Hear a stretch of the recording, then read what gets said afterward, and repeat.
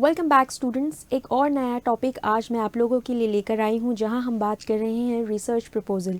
UGC net aspirants के लिए research proposal बहुत मैटर करता है, because either students go for assistant professorship और दे मूव टूवर्ड्स रिसर्च। जी हाँ, जो बच्चे अपने जेआरएफ क्रैक कर जाते हैं उनका गोल बहुत ही सटीक होता है, वो जाते हैं रिसर्च के अंदर। ऐसे में जैसे कि एग्ज़ाम ख़त्म हो चुके हैं और सभी बच्चे अपने रिजल्ट्स का इंतज़ार कर रहे हैं, इसलिए बहुत ज़्यादा ज़रूरी है स्टूडेंट्स को जानना वो सारे ही एस्पेक्ट्स जो आपको एक अच्छा रिसर्चर बनने में आप मदद करेगा।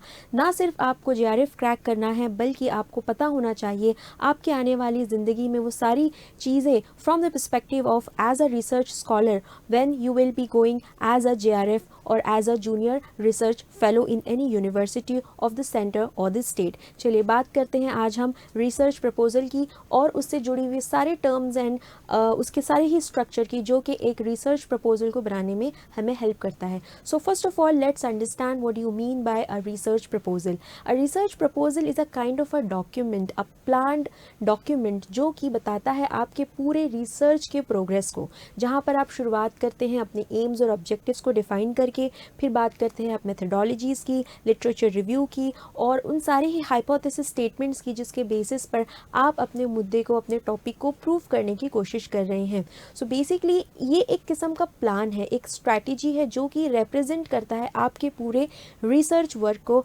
और पूरे के पूरे एक्सपीरियंस को एक कंप्लीट शॉर्ट वे में एक स्ट्रक्चर्ड फॉर्मेट के ज़रिए प्रेजेंट करता है पूरे के पूरे काम को। So let's understand certain concepts related to research proposal. We will talk about what are the steps which help you to create a research proposals for your PhD। Also certain terms जो अक्सर बच्चे जिसमें confuse होते हैं, जैसे कि यहाँ पे आप देख सकते हैं दो कंसेप्ट्स मैंने डिफाइन कर रखे हैं आप लोगों के लिए। एक है आपका सिनॉप्सिस और दूसरा है आपका एब्स्ट्रैक्ट। अक्सर ये दोनों ही टर्म्स स्टूडेंट्स यूज़ कर रहे होते हैं without realizing that there is a difference between them. Now आपने ज़्यादातर यूजुअली जो टर्म सुना होगा वो एब्स्ट्रैक्ट का सुना होगा। ना वो एब्स्ट्रैक्ट जो है वो एक किस्म का डॉक्यूमेंट है, एक इनिशियल इंट्रोडक्शन है, जो कि आपके ऑब्जेक्टिव्स को, आपके एम्स को, आप वो रिसर्च क्यों कर रहे हैं, आपकी मेथडोलॉजीज़ को, आपके लिटरेचर रिव्यू को बहुत ही कंसाइज फॉर्मेट में आपकी रिसर्च के पहले पेज पर डिफाइन करता है। नाउ एब्स्ट्रैक्ट और सिनॉप्सिस दोनों का स्ट्रक्चर ऑलमोस्ट सेम है। Now abstract also defines the objectives, the AIIMS, the methodologies, the literature review, the importance, the recommendations and everything. The same way synopsis define the same thing. However, abstract एक small research project को, या आप कह सकते हो आपके masters में जो भी आपने डेजिटेशंस, जो भी आपने थीसिस या रिसर्च प्रोजेक्ट्स लिए होंगे, इवन इन केस अगर आप रिसर्च पेपर, रिसर्च आर्टिकल किसी कॉन्फ्रेंस में या किसी रिसर्च सिंपोजियम में प्रेजेंट कर रहे हैं, वहाँ पर as an abstract, as a document आप प्रेजेंट करते हैं। वही जब हम बात करते हैं आपके PhD प्रोजेक्ट की, जो कि एक बहुत टाइम कंज्यूमिंग प्रोसेस है, now this is something can not be defined in a very precise इन 1, 2 और 3 पेजेस। इसमें आपको 13 से 14 इवन 20 पेजेस तक भी लग सकते हैं। तो वो चीज़ रिप्रेजेंट होती है सिनॉप्सिस से। सो एब्स्ट्रैक्ट और सिनॉप्सिस दोनों का स्ट्रक्चर देखा जाए तो सेम है। हाउएवर ये दोनों ही टर्मिनोलॉजीज अलग अलग जगहों पर यूज़ होती है। अगर हम एब्स्ट्रैक्ट की बात करें तो इसका purpose of course research paper के सम को समराइज करने के लिए होता है। सेम विद द सिनॉप्सिस, जहां आप रिसर्च पेपर को समराइज कर सकते हो, रिसर्च प्रोजेक्ट को समराइज कर रहे होते हो। दूसरी तरफ अगर इसकी लेंथ की बात करें तो एब्स्ट्रैक्ट 150 से 250 वर्ड्स में आपसे एक्सपेक्ट किया जाता है कि इस एब्स्ट्रैक्ट को आपने ड्राफ्ट करना है, जबकि आपका सिनॉप्सिस इसमें काफ़ी पैराग्राफ्स होते हैं, काफ़ी पेजेस भी लग सकते हैं। अगर हम बात करें इसके कंटेंट की तो अगेन इसमें की points, results, objectives, recommendations, methodologies, literature review जो है बहुत ही कीवर्ड्स के साथ एक्सप्लेन किया जाता है, और सिनॉप्सिस में हर एक चीज़ को थोड़ा डिटेल्ड और डिफाइंड वे में एक्सप्लेन किया जाता है। ऑडियंस अगेन, चूँकि एब्स्ट्रैक्ट को पढ़ने वाले या एब्स्ट्रैक्ट जिस रिसर्च के लिए बनाया जाता है वो रिसर्च पेपर हो सकते हैं, रिसर्च आर्टिकल्स हो सकते हैं, आपकी मास्टर्स की डेजिटेशन या थीसिस हो सकती हैं। तो उनके जो रीडर्स होते हैं यूजुअली आपके प्रोफेसर्स होंगे, कमिटी के मेंबर्स होंगे जो इस रिसर्च को प्रमोट कर रहे होंगे, या वो लोग होंगे जो कि रिसर्च आर्टिकल्स पढ़ना पसंद करते हैं। जबकि दूसरी तरफ इसके जो रिव्यूअर्स और इसके पढ़ने वाले रीडर जो होते हैं सिनॉप्सिस के, ये वो लोग होते हैं जो आपको एक फुल फ्लेज्ड रिसर्च प्रोजेक्ट दिया हुआ होता है, and they expect you to come up with some greater and some changed results which you are expecting to bring through your research. So yes, of course abstract और synopsis दोनों के structure meanings almost same है, but इनका जो purpose है, इनका जो usage है, इनकी जो टर्मिनोलॉजीज़ का इस्तेमाल है, वो अलग अलग कॉन्टेक्स्ट में स्टूडेंट्स, एस्पिरेंट्स और रिसर्चर अलग अलग करते हैं। So if I can ask you a question, आप अपनी मास्टर्स कर चुके हैं और किसी रिसर्च कॉन्फ्रेंस में पार्टिसिपेट करना चाहते हैं, तो सबसे पहले उस कॉन्फ्रेंस को कंडक्ट करने वाली जो कमिटी होती है, उनकी पहली रिक्वायरमेंट आपसे क्या होती है? वो होती है आपका abstract, because on the basis of that abstract they want to know कि आपका ये टॉपिक उनकी कॉन्फ्रेंस के, उनके प्रोग्राम के लिए कितना रेलिवेंट है और वो कितना आपको जगह दे सकते हैं, सीट्स अलॉट कर सकते हैं आपको आपका पेपर प्रेजेंट करने के लिए। सो मेक श्योर कीजिएगा स्टूडेंट्स, जब भी आप अपनी रिसर्च की तैयारी कर रहे हो एज अ PhD एस्पिरेंट और even you are preparing for some research paper, make sure yourself that your abstract और your synopsis should be good enough to represent your research. Now एक बहुत अच्छी बात और एक बहुत बड़ी फन फैक्ट मैं आपको बताते चलूँ कि एब्स्ट्रैक्ट जो होता है वो आपके प्रोजेक्ट, आपके रिसर्च पेपर के शुरू में होता है, जबकि एब्स्ट्रैक्ट का कंस्ट्रक्शन, एब्स्ट्रैक्ट का फॉर्मेशन, एब्स्ट्रैक्ट को लिखना, ये रिसर्च के आखिर में होता है। Because what ever you do in the entire research will be presented in the abstract. आप कह सकते हो कि आपकी रिसर्च पेपर का ये एक छोटा सा समरी होता है, जिसके बेसिस पे रीडर ये डिसाइड करता है कि उसे उस रिसर्च पेपर को या उस रिसर्च प्रोजेक्ट को पढ़ना है या नहीं। सो एब्स्ट्रैक्ट एक बहुत इंपॉर्टेंट और बहुत रेलिवेंट पार्ट है किसी भी रिसर्च प्रोजेक्ट या रिसर्च पेपर का। चलिए अब जानते हैं कि रिसर्च पेपर या रिसर्च प्रोजेक्ट को बनाने के लिए एक रिसर्च प्रपोजल की ज़रूरत होती है। जैसे कि मैंने शुरू में आपको बताया है कैसे ड्राफ्ट को हमें ब्लूप्रिंट की शक्ल में बताना होता है, जो कि आपको हेल्प करता है आपके पूरे रिसर्च के प्रोसेस को कंडक्ट करने में। Now let's talk about this.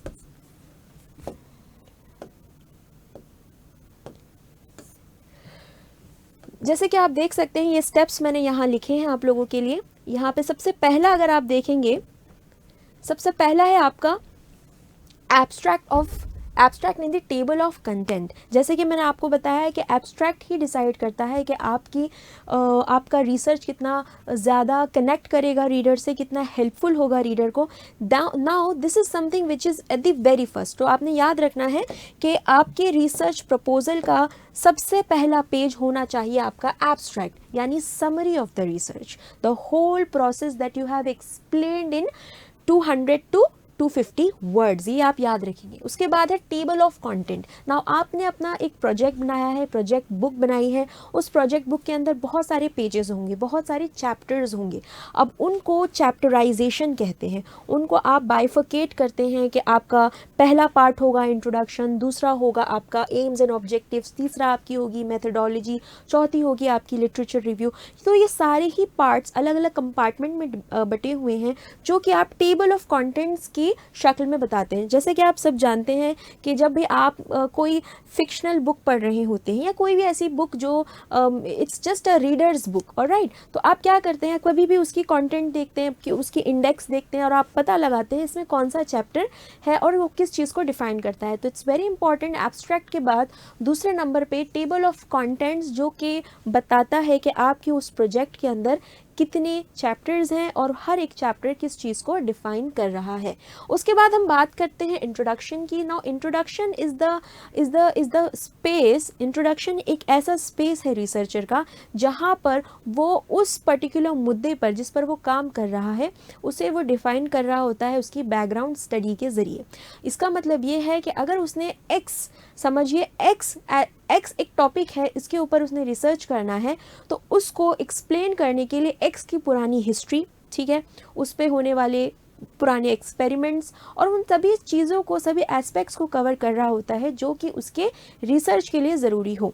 ठीक है, इंट्रोडक्शन के बाद एम्स एंड ऑब्जेक्टिव्स में वो डिफाइन कर रहा होता है कि वो उस रिसर्च से क्या अचीव करना चाहता है। वो बताएगा कि वो इस रिसर्च के थ्रू, इस टॉपिक के थ्रू, इस बहस के थ्रू जो कि वो कर रहा है अपने इस प्रोजेक्ट के माध्यम से, he will be trying to show to the readers how it will affect the society, how it will affect the academics in general. ठीक है, फिर बैकग्राउंड एंड सिग्निफिकेंस के अंदर ऑफ कोर्स वो बात करेगा, उन सारे ही टॉपिक्स को कवर कर रहा होगा जो कि उसकी पुरानी जो भी उसने लिटरेचर किया होगा, जो भी उसने उसके ऊपर थियरीज पढ़ी होंगी, जो भी पुरानी बुक्स उस पर लिखी गई होंगी, उनका क्या योगदान रहा है उस टॉपिक, उस मुद्दे को लेके, उस पर वो बात करेगा। और ये बहुत क्रूशियल पॉइंट है स्टूडेंट्स, जिसमें हम अक्सर गलती कर जाते हैं। हम रैंडमली कोई भी टॉपिक नहीं ले सकते जो हमारा मन चाहता है।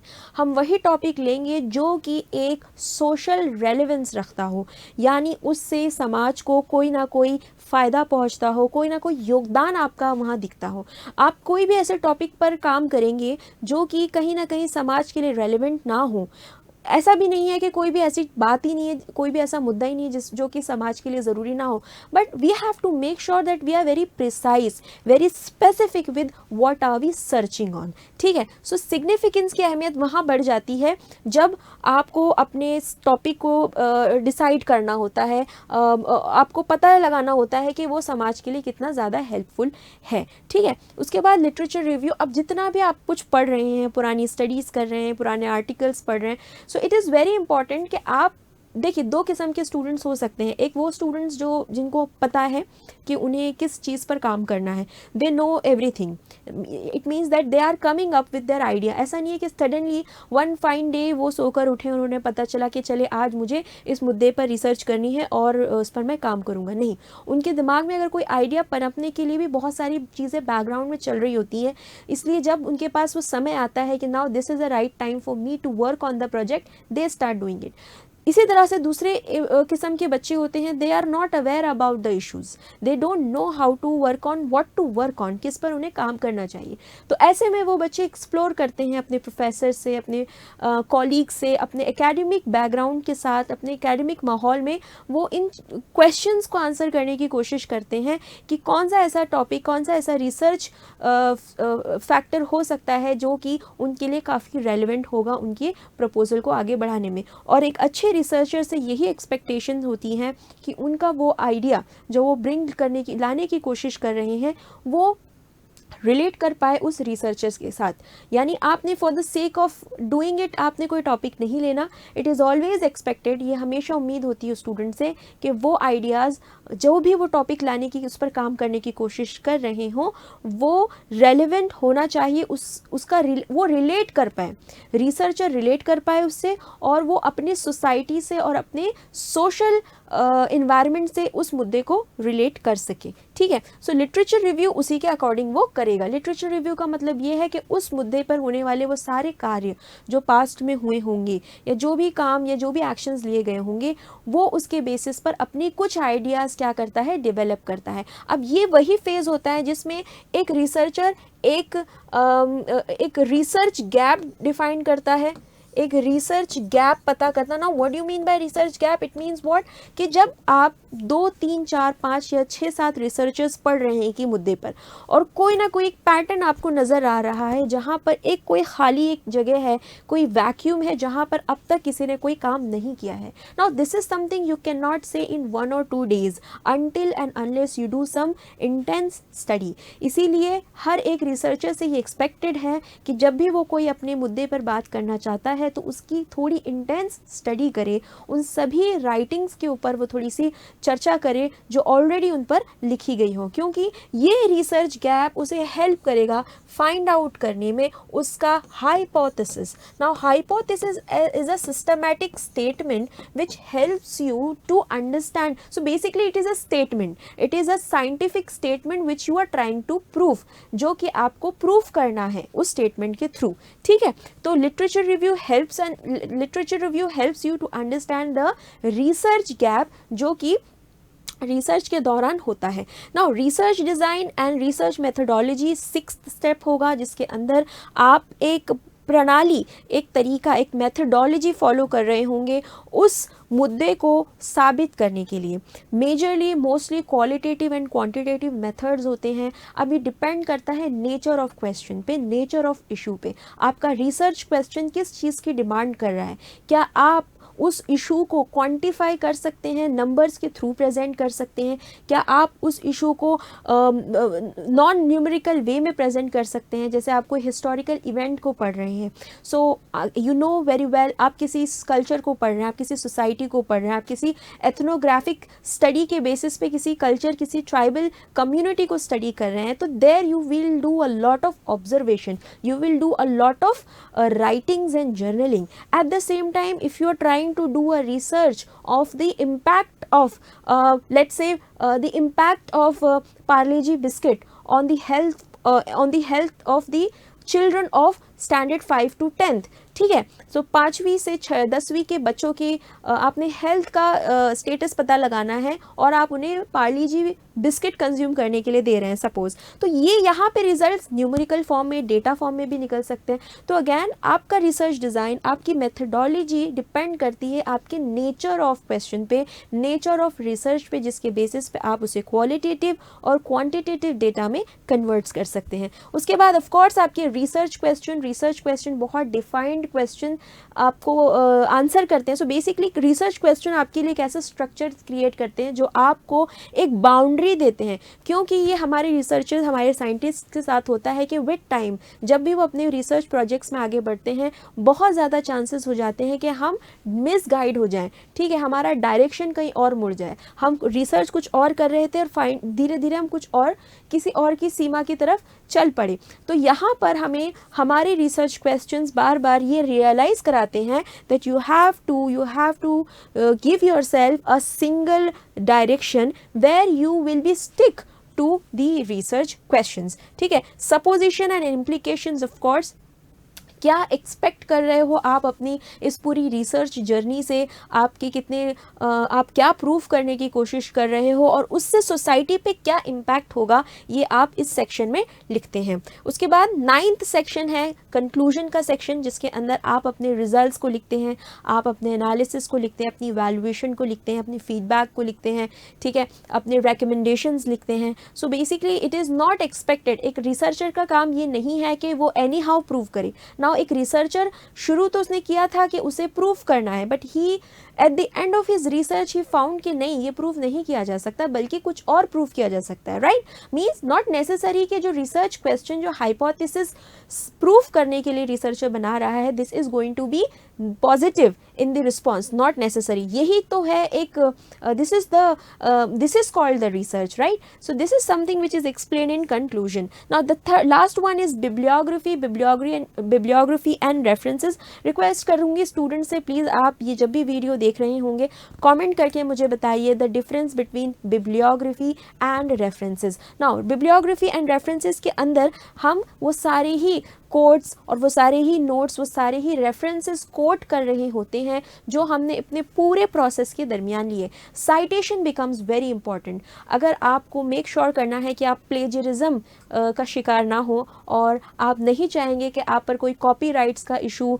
कोई पेटेंट का इशू आप पर आए, तो मेक श्योर करना है कि जहाँ से भी जो भी रेफरेंसेस जो भी पढ़ते हैं आप उसको उसका डेडिकेटेड ड्यू देना है। यानी you have to make sure that if you have taken some information for suppose from Google Scholar or from JSTOR, ठीक है। Now these are the sites जहाँ से आप research papers पढ़ सकते हैं। Even in case you have got some kind of a quote, आपने कोई quote उठाया है किसी न्यूज़ आर्टिकल से, किसी न्यूज़ वेबसाइट से, you have to make sure जहाँ से भी information आप ले रहे हैं उसे साइट करें, उसे रेफरेंस दें, उसे अपनी बिब्लियोग्राफी में ऐड करें। Now इससे आपकी रिसर्च और ज़्यादा ऑथेंटिकेटेड हो जाती है। सो अगेन स्टूडेंट्स, ये 10 स्टेप्स हैं जो आप याद रखेंगे अपने रिसर्च प्रपोजल को तैयार करते समय। चलिए आगे बढ़ते हैं और कुछ इंपॉर्टेंट टिप्स मैं आप लोगों को देना चाहती हूँ जब भी आप रिसर्च प्रपोजल तैयार कर रहे हैं। जैसे कि आप देख सकते हैं, आपको बहुत ही क्लियर और कंसाइज वे में अपने रिसर्च प्रपोजल को प्रेजेंट करना है। अगर आपको लगता है कि कोई रिच वोकेबलरी का इस्तेमाल करके आपका रिसर्च प्रपोजल दिखने में खूबसूरत लगेगा, see very important thing to my students is कि आपने ये मेक श्योर करना है कि जितनी सरल और जितनी सभ्य भाषा का आप इस्तेमाल कर सकते हैं, चाहे वो हिंदी स्टूडेंट्स हो या इंग्लिश स्टूडेंट्स या और any other vernacular students who are preparing for the research proposal, अपनी भाषा को ईजी से ईजी रख कर, of course you have to use the academic language but don't use the vocabulary, don't use the rich vocabulary.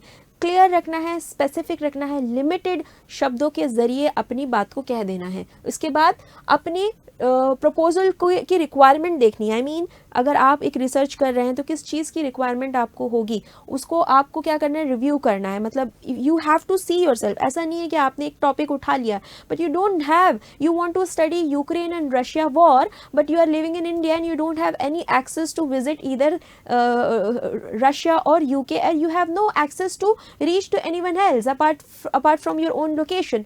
तो make sure कीजिए कि जो रिसर्च आप कर रहे हैं वो आपके पॉकेट फ्रेंडली भी होनी चाहिए, यानी you have to afford in case of travelling, in case of spending money, right. इसके बाद साइट करना बहुत ज़्यादा ज़रूरी, जैसे मैंने आप लोगों को बताया। Okay, point number 3, establish a strong argument. अपनी मुद्दे को साबित करने के लिए स्टेटमेंट को बहुत अच्छे से फॉर्म कीजिए। फिर हर एक साइट को, कोई भी रेफरेंस को, हर एक इन्फॉर्मेशन को साइट कीजिए और अपने प्रपोजल को कस्टमाइज बनाइए अपने आप। उस ऐसा नहीं है कि since we are living in the age of chat GPT तो हमने टॉपिक डाल दिए, चैट जीपीटी जो स्ट्रक्चर देगा बना के उसी के साथ आगे बढ़ना है। Not at all. Try to, of course you can take the help of chat gpt but you have to make sure that it has to be very friendly with you so that अगर जब आप उसे present कर रहे होंगे अपने professors के सामने, वो आपके लिए आसान होगा, काफ़ी हैंडी होगा। प्रूफ रीड करना ना भूलें। अक्सर हमारे स्टूडेंट्स लिख लेते हैं और उसे वैसे ही सबमिट करते हैं। प्रूफ रीड करवाएं, सेकंड रीडिंग करवाएं, ब्लाइंड रीडिंग करवाएं। अपने फ्रेंड्स, प्रोफेसर से रीड करा के पूछिए कि इसमें कोई मिस्टेक हो तो आपकी हेल्प करें। इसके अलावा प्रपोजल बहुत ही स्ट्रक्चर फॉर्मेट में होना चाहिए, उसकी ओरिजिनलिटी रहे, उसका again you don't have to copy paste thing, bring your own words, bring your own thoughts, be realistic and specific.